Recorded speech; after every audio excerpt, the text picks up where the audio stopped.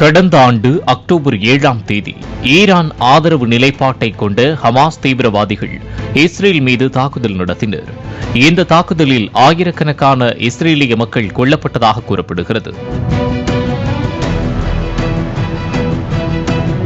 இதற்கு பதிலடி கொடுக்கும் விதமாக இஸ்ரேல் நடத்திய தாக்குதலில் காசாவில் 40,000க்கும் மேற்பட்டோர் உயிரிழந்ததாக கூறப்படுகிறது. இஸ்ரேல் நடத்திய வான்வெளி தாக்குதலில் ஹிஸ்புல்லா தீவிரவாத அமைப்பின் தலைவர் ஹசன் நஸ்ருல்லா உள்ளிட்டவர்கள் உயிரிழந்துள்ளனர். அது மட்டுமல்லாமல் ஹிஸ்புல்லாக்களின் ட்ரோன் படை பிரிவு தலைவர் ஹுசைன் சிரோர், உயர்மட்ட தளபதியான நபில் கவுக் ஆகியோரை அடுத்தடுத்து இஸ்ரேல் ராணுவம் கொன்றதாக கூறப்படுகிறது. இது மத்திய கிழக்கு பகுதிகளில் பதற்றத்தை ஏற்படுத்தியது.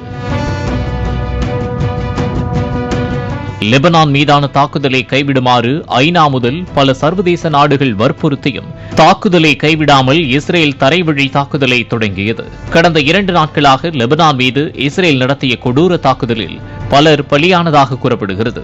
இதனைத் தொடர்ந்து இஸ்ரேலை நோக்கி நூற்றுக்கணக்கான ஏவுகணைகளை வீசி ஈரான் தாக்குதல் நடத்தியது.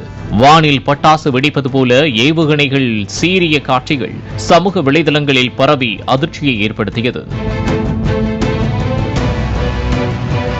சைரன் ஒலி கேட்டால் மக்கள் அனைவரும் பாதுகாப்பான இடத்தில் பதுங்குமாறும் மறு அறிவிப்பு வரும் வரை வெளியே வர வேண்டாம் எனவும் இஸ்ரேல் அரசு அறிவித்துள்ளது.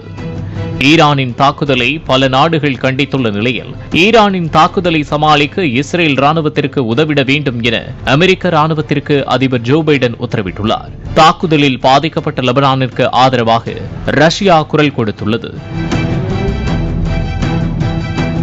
மத்திய கிழக்கில் ஏற்பட்டுள்ள போர் பதற்றம் தணியுமா அல்லது மோதல் தொடருமா என அடுத்தடுத்த நகர்வுகளை உலக நாடுகள் உற்று நோக்கி வருகின்றன.